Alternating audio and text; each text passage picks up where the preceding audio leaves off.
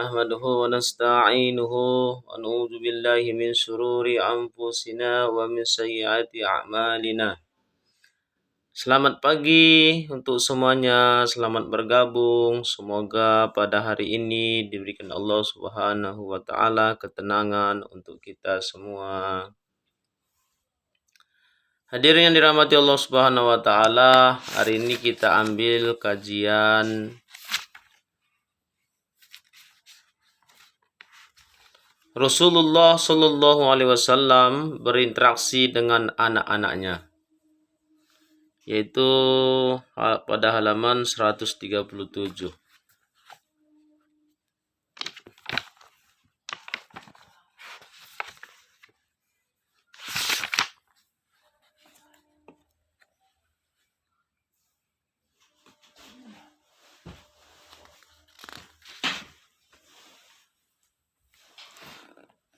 Rasulullah Shallallahu Alaihi Wasallam berinteraksi dengan anak-anaknya. Bagaimanakah cara kita untuk berinteraksi kepada anak-anak kita? Dengan cara sunnah Nabi Muhammad Shallallahu Alaihi Wasallam. Maka di sini kita diajarkan oleh baginda Nabi Muhammad Shallallahu Alaihi Wasallam supaya kita berinteraksi dan melahirkan anak-anak yang soleh dan soleha, maka perlu sekali kita mencontohkan, yaitu dengan cara Nabi Muhammad Sallallahu Alaihi Wasallam. Oke, kita lanjutkan. Rasulullah Sallallahu Alaihi Wasallam adalah orang yang paling baik kepada keluarganya dan paling baik dalam menjaga silaturahmi. Hal ini jelas terlihat dalam cara beliau berinteraksi dengan anak-anaknya dan menjaga serta menafkahi mereka dengan cara yang paling baik. Hubungan Rasulullah Shallallahu Alaihi Wasallam dengan anak-anaknya di sekitarnya didasarkan pada kasih sayang dan perhatian. Beliau Nabi Muhammad Shallallahu Alaihi Wasallam membesarkan anak-anaknya sendiri, anak tirinya dan cucu-cucunya berdasarkan prinsip Islami dan terus menjaga mereka bahkan setelah pernikahan mereka. Beliau Nabi Muhammad Sallallahu Alaihi Wasallam tidak hanya mengurus beberapa kebutuhan materi mereka, tetapi juga hadir untuk kebutuhan spiritual mereka. Beliau Nabi Muhammad Sallallahu Alaihi Wasallam tidak membeda-bedakan antara anaknya sendiri dengan anak tirinya ataupun anak-anak kaum muslimin lainnya, tetapi memperlakukan mereka semua dengan cinta dan kasih sayang yang sama dan menarik perhatian mereka kepada apapun yang diperlukan untuk pendidikan mereka. Rasulullah Sallallahu Alaihi Wasallam berbagi semua kesusahan dan kebahagiaan anak-anaknya, tidak hanya dalam perannya sebagai Rasul, akan tetapi juga sebagai bapak mereka yang penuh cinta dan perhatian. Beliau Nabi Muhammad Sallallahu Alaihi Wasallam sangat menyayangi anak-anaknya dan menunjukkan rasa tertarik kepada aktivitas mereka. Beliau Nabi Muhammad Sallallahu Alaihi Wasallam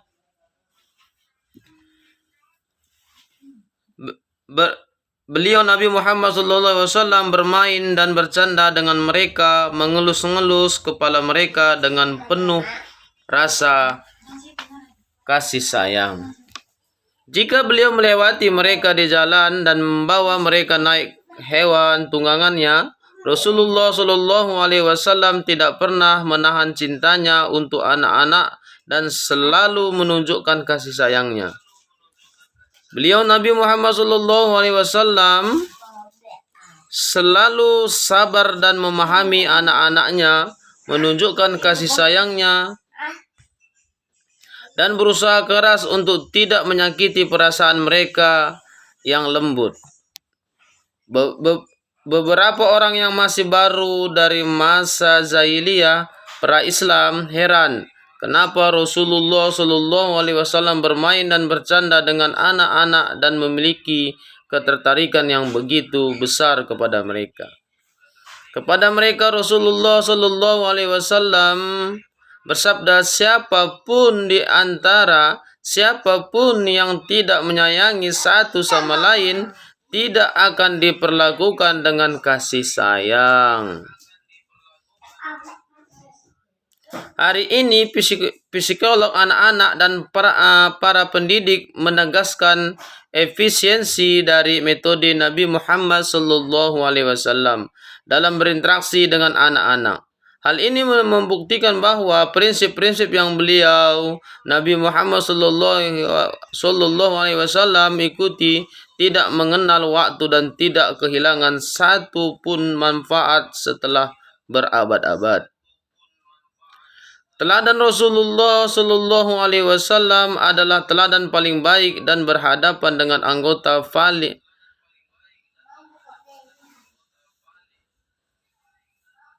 muda dari masyarakat yang meyakinkan masa depan lebih cerah untuk seluruh masyarakat. Hadirin yang dirahmati Allah Subhanahu wa taala, prinsip untuk mendidik anak adalah sangat dibutuhkan dalam keluarga kita, yaitu bagaimana cara Rasulullah Shallallahu Alaihi Wasallam untuk bergaul dengan anak-anaknya. Hadirin yang dirahmati Allah Subhanahu wa taala, anak ini adalah investasi yang begitu panjang untuk kita. Hadirin yang dirahmati Allah Subhanahu wa taala, setelah kita meninggal, anak menjadi ladang amal kepada kita. Apabila dia baik dan soleh, dia akan menjadi tameng api neraka untuk kita. Hadirin yang dirahmati Allah. Maka marilah kita sama-sama untuk mendidik anak kita dengan ala Rasulullah SAW. Kita lanjutkan lagi taklim kita supaya pemahaman kita lebih mendalam lagi untuk tentang mendidik anak cara Rasulullah SAW. Hadirin yang dirahmati Allah Subhanahu wa taala. Kita lanjutkan lagi. Rasulullah SAW diberkahi dengan beberapa anak. Beliau Nabi Muhammad SAW memiliki 3 putra. Yang pertama namanya Al-Qasim, yang kedua Abdullah, dan yang ketiga namanya Ibrahim. Sementara untuk At-Tayyib dan At-Tahir, pendapat yang benar adalah keduanya merupakan nama kecil untuk Abdullah, bukan dua putra yang berbeda. Semuanya putranya meninggal saat masih kecil. Al-Qasim meninggal di Mekah saat berusia 2 tahun lebih. Beberapa bulan sejak saat itu, Rasulullah Shallallahu Alaihi Wasallam dijuluki Abu Al-Qasim, Bapak Al-Qasim. Untuk merujuk kepadanya, ibunya adalah Khadijah binti Khuwailid. Abdullah juga lahir dari Khadijah, tetapi setelah awal mula dari kenabian Rasulullah Shallallahu Alaihi Wasallam dan dia meninggal di Mekah. Sementara Ibrahim, ibunya adalah Maria Al-Kitibtiyah. Dia lahir di Madinah pada bulan Zulhijjah pada tahun ke-8 Hijriah dan meninggal pada tahun ke-10 Hijriah. Pada saat berusia 17 tahun atau 18 bulan. Pada saat berusia 17 atau 18 bulan, beliau Nabi Muhammad SAW juga diberkahi dengan 4 putri, yaitu Zainab, Ruqyah, Fatimah, dan Ummu Kulsum, semuanya dari rahimnya Khadijah radhiyallahu anha. Putri pertamanya adalah Zainab dan dia menikahi Abu Al-As bin Ar-Rabi'. Sementara Ruqayyah, dia adalah putri kedua beliau dan dia menikah dengan Utsman bin Affan. Ummu Kulsum adalah putri ketiga beliau. Utsman bin Affan menikahinya setelah meninggal Ruqyah, dan dia juga meninggal dalam keadaan menikah dengannya. Sementara Fatimah, dia adalah putri keempat sekaligus putri terakhir beliau dan paling disayangi oleh beliau. Dia lahir ketika Rasulullah Shallallahu Alaihi Wasallam berusia 41 tahun dan meninggal hanya 6 bulan setelah wafat beliau. dia menikah dengan Ali bin Abi Thalib. Ini adalah putra-putri Rasulullah Sallallahu Alaihi Wasallam. Lanjut, Rasulullah Sallallahu Alaihi Wasallam memilih nama-nama yang indah dan baik untuk mereka. Hadirin yang dirahmati Allah Subhanahu Wa Taala, nama itu sangat penting untuk anak kita, hadirin. Karena nama itu adalah salah satu hari-hari kita panggil, hari-hari kita menyebut nama itu, maka secara otomatis apabila nama anak kita buat nama yang mengandung makna yang luar biasa, maka itu akan seperti doa. Maka kalau kita panggil anak kita dalam satu hari 10 kali, maka 10 kali kita mendoakan anak kita dengan makna nama yang kita berikan. Hadirin yang dirahmati Allah Subhanahu wa taala. Oke, kita lanjut lagi. Rasulullah Shallallahu Alaihi Wasallam memilihkan nama-nama yang indah dan baik untuk mereka. Jika kita melihat nama anak-anak Rasulullah Shallallahu Alaihi Wasallam, kita bisa melihat mereka semuanya adalah nama-nama yang indah. Rasulullah Shallallahu Alaihi Wasallam selalu mendorong untuk memberikan nama dengan arti yang baik. Dan beliau Nabi Muhammad Sallallahu Alaihi Wasallam akan mengganti nama yang memiliki arti buruk dengan yang baik. Sufyan Al-Sawri rahmatullah alaihi berkata, dikatakan bahwa hak dari anak terhadap bapaknya adalah dia harus memilihkan nama yang baik untuknya. Saya ulangi lagi, dikatakan bahwa Sufyan As-Sawri rahmatullah alaih dikatakan bahwa hak dari anak terhadap bapaknya adalah dia harus memilihkan nama yang baik untuknya, menikahkannya saat dia cukup dewasa, menyediakan keperluan untuk berangkat haji, serta mengajarinya akhlak dan etika yang baik. Hadirin yang dirahmati Allah Subhanahu wa taala, ini adalah kunci kita sebagai orang tua untuk mendidik anak kita. Yaitu pertama, kita harus memberikan nama yang baik untuk anak kita. Kemudian kita juga menikahkannya di waktu dia dewasa, kemudian menyediakan keperluan untuk berangkat haji serta mengajarinya akhlak dan etika yang baik. Hadirin yang dirahmati Allah Subhanahu wa taala. Oke, kita lanjutkan lagi. Rasulullah Shallallahu Alaihi Wasallam memberikan nama anak beliau pada hari kelahiran mereka. Anas bin Malik radhiyallahu anhu meriwayatkan bahwa Rasulullah Shallallahu Alaihi Wasallam berkata, malam ini seorang anak laki-laki lahir dariku, maka aku menamakannya dengan nama ayahku, yakni Ibrahim. Petunjuk nama menghadapi anak perempuan. Petunjuk Nabi menghadapi anak perempuan. Nabi Muhammad Sallallahu Alaihi Wasallam mencintai dan menghormati putri-putrinya. Hadirin yang dirahmati Allah Subhanahu Wa Taala, di samping kita mencintai anak kita, juga penting kita menghormati anak kita. Hadirin yang dirahmati Allah Subhanahu Wa Taala. Kadangkala kita kalau cinta, iya, pasti kita cinta sama anak kita. Tapi kalau menghormatinya, kadang kita salah, hadirin yang dirahmati Allah Subhanahu wa taala. Kadangkala kita memarahinya di tempat kala orang ramai, kadangkala kita berteriak-teriak tanpa kita ada rasa hormat sedikit pun terhadap anak kita, hadirin. Seakan-akan kita merasa anaklah yang menghormati orang tua. Tetapi orang tua tidak perlu menghormati anak. Ini adalah fatal salah, hadirin yang dirahmati Allah Subhanahu wa taala. Imam Syafi'i rahmatullah alaihi berkata, menasihati dikala orang ramai, walaupun itu baik, itu adalah hinaan dan cacian, walaupun perkataan itu baik, hadirin yang dirahmati Allah Subhanahu wa taala. Namun menasihati dikala dia sendiri, itu baru betul-betul nasihat. Inilah yang perlu kita amalkan dalam kehidupan hari-hari kita ya hadirin rahmatillah.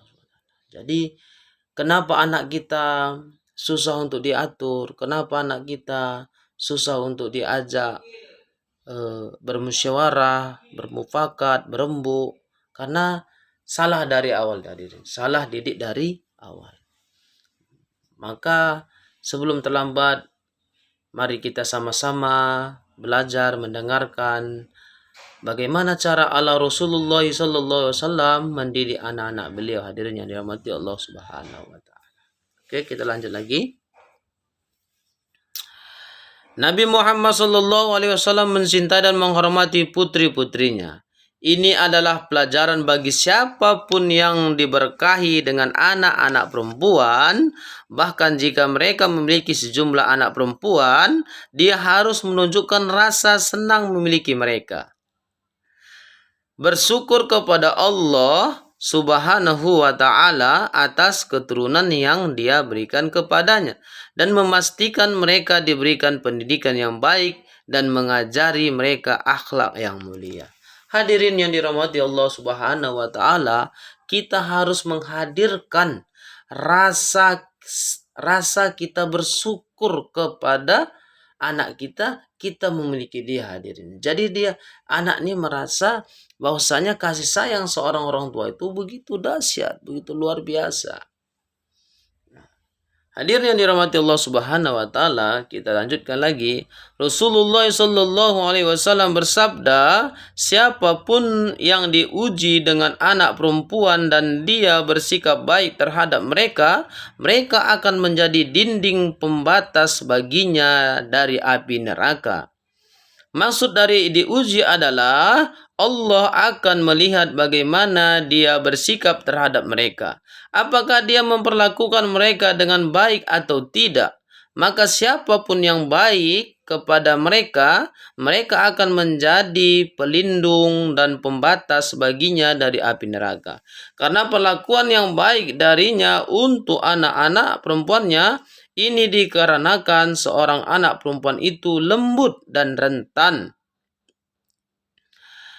Saya ulangi lagi, ini dikarenakan seorang anak perempuan itu lemah dan rentan, sehingga dia memperlakukan perawatan khusus dan perhatian yang lebih besar.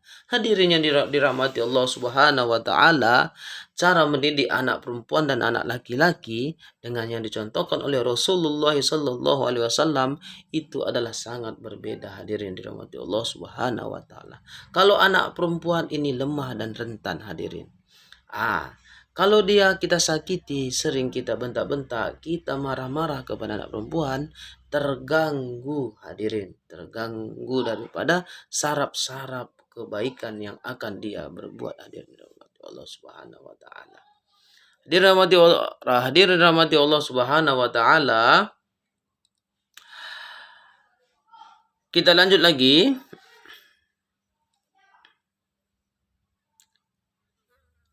Rasulullah SAW menikahkan putri-putrinya kepada laki-laki yang paling baik. Beliau Sallallahu Alaihi Wasallam menikahkan Zainab dengan Abu Al-As bin Ar-Rabi' dari suku Quraisy yang merupakan putra bibi dari sisi ibunya.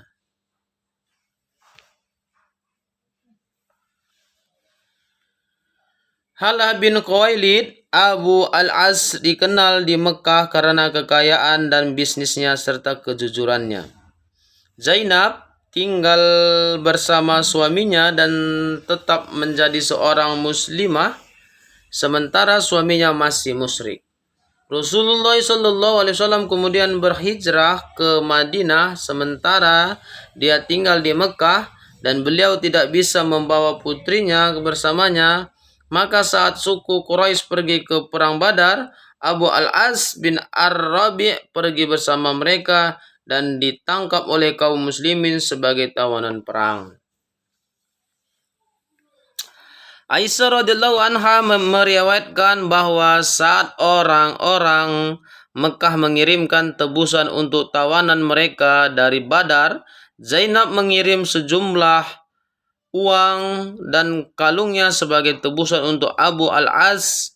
Kalung tersebut sebelumnya adalah milik ibunya Khadijah yang merupakan hadiah darinya saat Zainab menikah dengan Abu Al-As. Saat Rasulullah Shallallahu Alaihi Wasallam melihat kalung itu, beliau sangat terguncang dan bersabda, "Jika kamu bersedia membebaskan tawanannya dan mengembalikan kepadanya apa yang dia miliki, maka lakukanlah."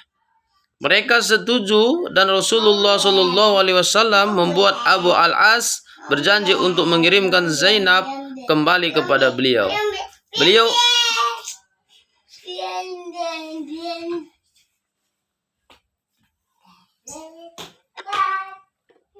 Rasulullah Shallallahu Alaihi Wasallam memuji Abu Al-As bin Arabi bersabda, "Dia berbicara kepadaku dan mengatakan kebenaran dan dia berjanji kepadaku dan memenuhi janjinya. Dia telah berjanji kepada Rasulullah Shallallahu Alaihi Wasallam akan kembali ke Mekah setelah perang Badar supaya bisa mengirimkan Zainab kembali pada beliau. Dia memenuhi janjinya dan berpisah dengannya meskipun ia mencintainya." Rasulullah Shallallahu Alaihi Wasallam menikahkan putrinya Ruqayyah dengan pemimpin yang baik Utsman bin Affan radhiyallahu anhu. Salah satu karakteristik yang paling mengagumkan yang membuat Utsman dikenal adalah sifat haya malu. Rasulullah Shallallahu Alaihi Wasallam sangat mencintai, menghormati dan memberikan kepadanya kabar gembira dengan jannah sehingga saat Ruqayyah meninggal, Rasulullah Shallallahu Alaihi Wasallam menikahkan Utsman dengan adiknya Ummu Kulsum dan dia juga meninggal dalam keadaan menikah dengan Utsman. Beliau Nabi Muhammad Shallallahu Alaihi Wasallam menikahkan putrinya Fatimah kepada Ali bin Abi Thalib yang merupakan salah satu anak muda pertama yang beriman kepada Rasulullah Shallallahu Alaihi Wasallam. Ali dibesarkan di rumah Rasulullah Shallallahu Alaihi Wasallam sebelum Islam dan tetap tinggal bersama beliau Shallallahu Alaihi Wasallam sampai kenabian beliau. Rasulullah Shallallahu Alaihi Wasallam mencintai dan mendekatkannya kepada beliau serta memberikannya kabar gembira dengan jannah. Rasulullah Shallallahu Alaihi Wasallam meminta pendapat anak-anaknya dalam pernikahan mereka. Hadirin yang dirahmati Allah Subhanahu Wa Taala, kita lanjutkan lagi. Atta bin Rabah meriwayatkan saat Ali radhiyallahu anhu melamar Fatimah, Rasulullah Shallallahu Alaihi Wasallam mendatanginya dan berkata, "Ali telah menyebut-nyebut kamu." Dia tetap diam sehingga Rasulullah Shallallahu Alaihi Wasallam menikahkannya dengan Ali. Hal ini dikarenakan Rasulullah Shallallahu Alaihi Wasallam menganggap diamnya itu sebagai bentuk penerimaan. Karena Rasulullah Shallallahu Alaihi Wasallam bersabda, "Seorang gadis perawan tidak boleh dinikahkan sebelum ditanyakan persetujuannya." Hadirin yang dirahmati Allah Subhanahu Wa Taala, ini perlu juga kita pelajari hadirin bahwasanya tentang menikahkan anak ini adalah sunnah. Kita tanya dulu hadirin, maukah kau sama dia? Jangan dipaksa hadirin. Apabila dia tidak mau kita nikahkan, jangan kita nikahkan. Hari ini kita paksa, kita bujuk, kita rayu dia supaya menikah dengan pilihan kita sebagai orang tua. Namun itu kurang baik hadirin yang dirahmati Allah SWT. Yang diajarkan Rasulullah SAW adalah ditanya anaknya, maukah dia? Apabila mau dengan pilihan kita, maka alhamdulillah hadirin, maka kita nikah. Begitulah cara Rasulullah menikahkan Fatimah dengan Ali radhiyallahu anhu. Itu khusus untuk anak gadis hadirin yang dirahmati Allah Subhanahu Wa Taala. Untuk anak gadis harus ditanya dulu. Oke, kita lanjut lagi. Ibnu Al-Asri rahmatullah alaih berkata, baju perang Hutaimiyah merujuk kepada sebuah suku yang bernama Hutamah bin Muharib yang membuatnya atau merupakan rujukan kepada asal dari kata itu yang berarti mematahkan. Dalam bahasa Arab, yaitu fungsi baju perang itu mematahkan pedang saat mengenainya.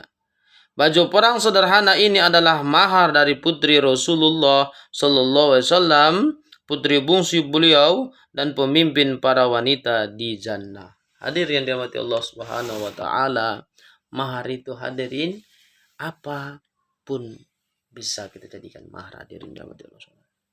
Apabila tidak ada, seperti mana yang dikisahkan oleh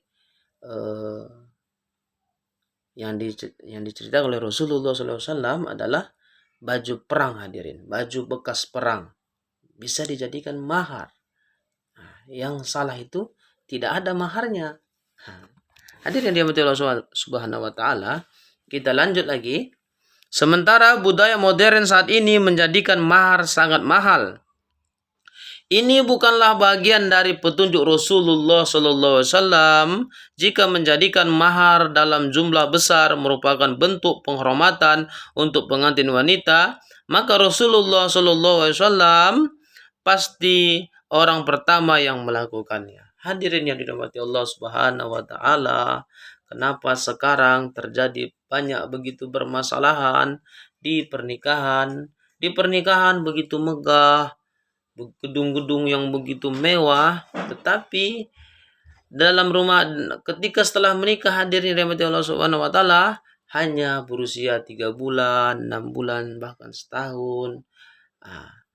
Kenapa, Din? Karena tidak dengan cara mendatangkan ridhonya Allah Subhanahu Wa Taala dikala resepsinya, hadirin rahmati Allah Subhanahu Wa Taala. Kita memaksakan diri meminjam ke sana kemari untuk menyediakan keperluan ataupun mahar yang begitu tinggi yang diajukan oleh pihak perempuan yang hadir di hadapan Allah. Itu bukanlah ajaran Rasulullah Sallallahu Alaihi Wasallam. Oke, kita lanjut lagi. Persiapan rumah baru putri-putri beliau. Ali radhiyallahu anhu meriwayatkan bahwa saat Rasulullah Sallallahu Alaihi Wasallam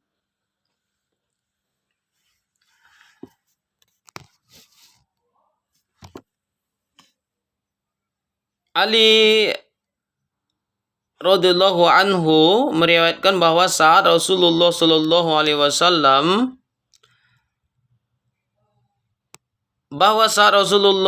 Alaihi Wasallam menikahkannya dengan Fatimah, beliau mengirim bersamanya sebuah kain, sebuah bantal dan berbuat dari kulit diisi dengan daun-daun pohon kurma, 2 gilingan tangan dan 2 wadah.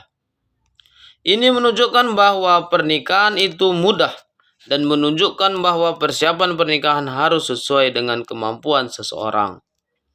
Karena itu, baik pengantin pria maupun wanita sebaiknya tidak berlebih-lebihan, melebihi kemampuan finansial mereka dalam mempersiapkan rumah tangga mereka setelah pernikahan. Rasulullah Shallallahu Alaihi Wasallam memberikan mereka rumah kecil di belakang rumah istrinya. Aisyah dari arah utara menghadap ke pintu yang dikenal sebagai pintu Jibril. Terdapat sebuah pintu kecil di rumah mereka yang terkadang suka dimasuki oleh Rasulullah Shallallahu Alaihi Wasallam dan mengarah ke rumah beliau. Bapak dari pengantin wanita sebaiknya membantu dalam mengeluarkan bapak dari pengantin wanita sebaiknya membantu dalam pengeluaran untuk pernikahan dan tidak mengatakan bahwa semuanya adalah tanggung jawab pengantin pria. Di zaman sekarang ini, pengantin pria biasanya baru saja lulus sekolah kuliah atau baru saja mulai bekerja sehingga gajinya mungkin rendah dan tentunya memerlukan bantuan dan pengeluarannya. Hadirin yang dirahmati Allah Subhanahu Wa Taala, begitulah ajaran Rasulullah Sallallahu Alaihi Wasallam yang begitu indah, hadirin. Maka inilah yang jalan sesungguhnya yang mesti kita ikuti yang mesti kita jalani, hadirin dirahmati Allah Subhanahu wa taala. Kita lanjut lagi.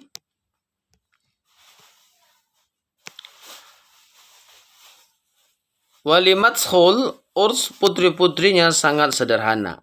Pernikahan dikala anak-anak Rasulullah itu sangat sederhana, hadirin dirahmati Allah Subhanahu wa taala. Buraidah rahmatullah radhiyallahu anha meriwayatkan bahwa ketika Ali radhiyallahu anhu melamar Fatimah, Rasulullah sallallahu alaihi wasallam bersabda, pernikahan harus ada walimah. Maka saat mengatakan dia, saya ulangi lagi, saya rapi dan orang lain mengatakan dia akan membawa gandum sebanyak sekian dan sekian. Walimah lebih baik diadakan setelah dukul, yaitu suami istri berhubungan badan, karena ini adalah contoh Rasulullah SAW. Namun jika hal ini tidak memungkinkan, maka dapat diadakan sebelum dukul atau pada saat akad nikah atau setelahnya. Rasulullah SAW menjaga anak perempuannya hingga setelah pernikahan mereka. Rasulullah SAW tidak hanya mengurusi putri-putrinya saat mereka menikah, beliau terus melakukan bahkan setelah pernikahan mereka. Tidak ada yang mengambil perhatian beliau dari mereka, dan beliau memikirkan mereka bahkan pada masa-masa beliau yang paling sulit, ketika Rasulullah SAW akan berangkat untuk perang Badar untuk bertempur dengan kaum Quraisy. Putrinya Ruqiyah sedang sakit. Rasulullah SAW menyuruh suaminya Utsman bin Affan radhiyallahu anhu untuk tinggal di Madinah merawat Ruqiyah. Kemudian Rasulullah SAW memberinya sebagian dari harta rampasan perang dan menjanjikannya balasan yang sama di akhirat dengan mereka yang ikut berperang. Ibnu Umar radhiyallahu anhu berkata kepada seseorang yang mengkritik Utsman karena dia tidak ikut perang Badar, saat ketidakhadiran dalam perang Badar itu karena dia menikah dengan putri Rasulullah SAW dan dia sedang sakit. Maka Rasulullah SAW berkata padanya, kamu mendapat balasan dan bagian dari harta rampasan perang seperti orang yang berperang dalam perang Badar.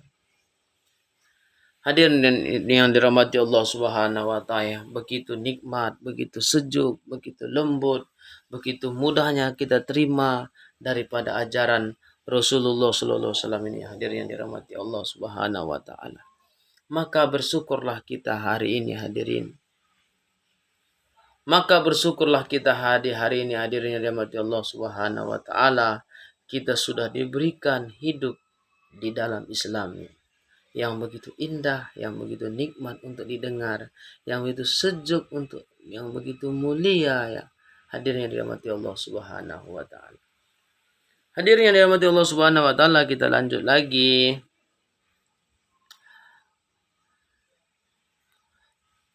Rasulullah SAW tidak ikut campur dalam permasalahan kecil antara putrinya dan suaminya. Ini penting sekali, hadirin yang dirahmati Allah SWT. Kita perlu tahu bagaimana kala ada permasalahan kecil di rumah tangga anak kita. Inilah yang dicontohkan Rasulullah kepada kita. Sal bin Sa'ad meriwayatkan bahwa Rasulullah SAW datang ke rumah Fatimah dan beliau tidak menemukan Ali di sana. Maka beliau sallallahu alaihi wasallam berkata padanya, di mana sepupumu Ali? Dia berkata, terjadi pertengkaran di antara kami dan kami saling marah. Maka dia pergi dan tidak tidur siang di rumah. Rasulullah sallallahu alaihi wasallam menyuruh seseorang untuk mencarinya. Maka orang itu kembali dan berkata bahwa Ali sedang tidur di masjid. Maka Rasulullah SAW mendatanginya saat dia sedang berbaring dan baju bagian atasnya sudah jatuh ke sisinya, dan beberapa tanah atau lantai menempel padanya. Rasulullah SAW membersihkan tanah itu darinya dan berkata, "Bangunlah, Abu Turab." Kita lanjut. Ibnu Hajar rahmatullah alaih berkata, hikmah dari hadis ini adalah merupakan sebuah kebijakan untuk menghibur suami dari putri kita dan meredakan marahnya jika mereka pasangan tersebut sedang bertengkar. Hadirin yang dirahmati Allah Subhanahu wa taala, pertengkaran dalam rumah tangga itu adalah wajar, hadirin. Jangankan di kalangan kita yang imannya memang sangat lemah, dikala iman para sahabat juga ada pertengkaran, hadirin yang dirahmati Allah Subhanahu wa taala. La ilaha illallah. Itulah indahnya hidup. Jadi bertengkar itu bukan hal yang artinya bertengkaran di rumah tangga itu memang sudah ujian dan cobaan diberikan Allah Subhanahu wa taala kepada kita. Nah, tinggalnya bagaimana kita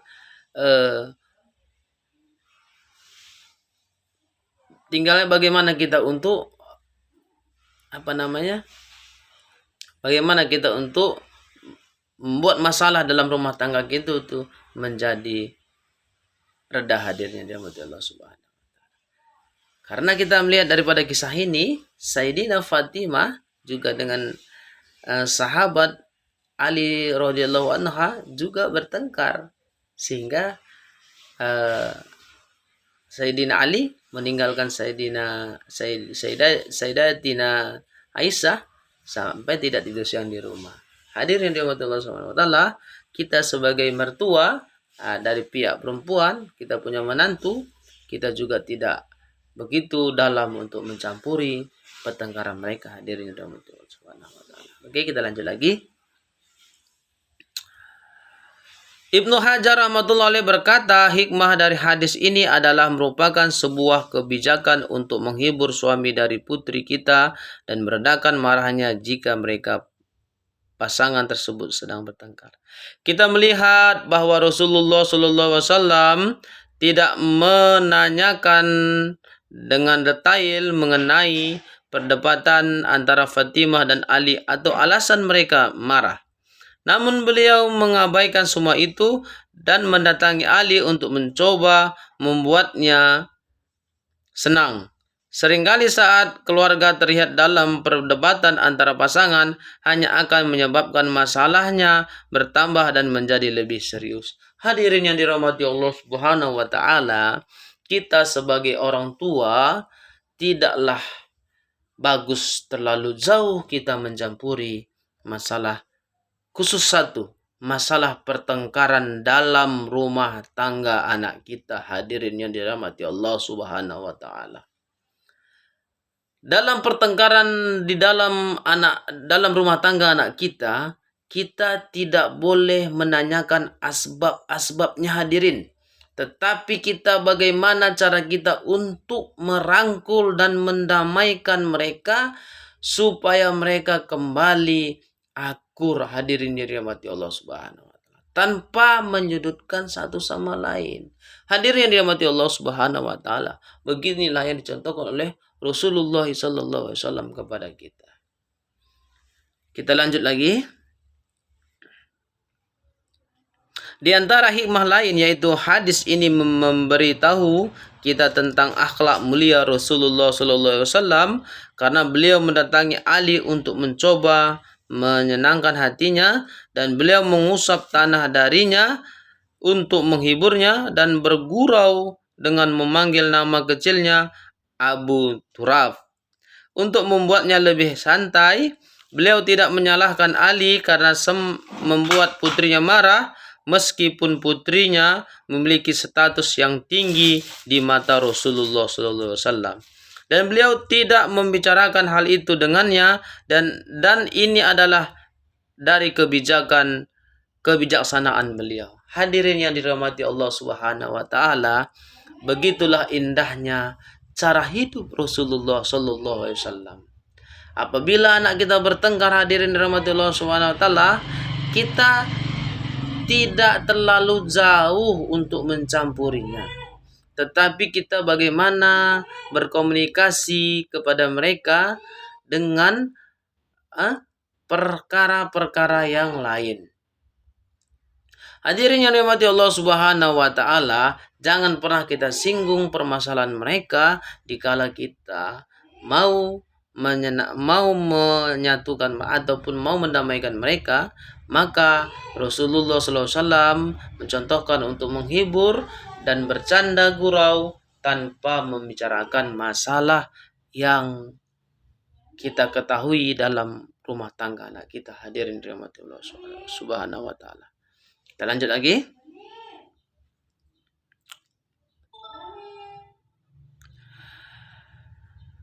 Ibnu Battal rahmatullah alaih berkata,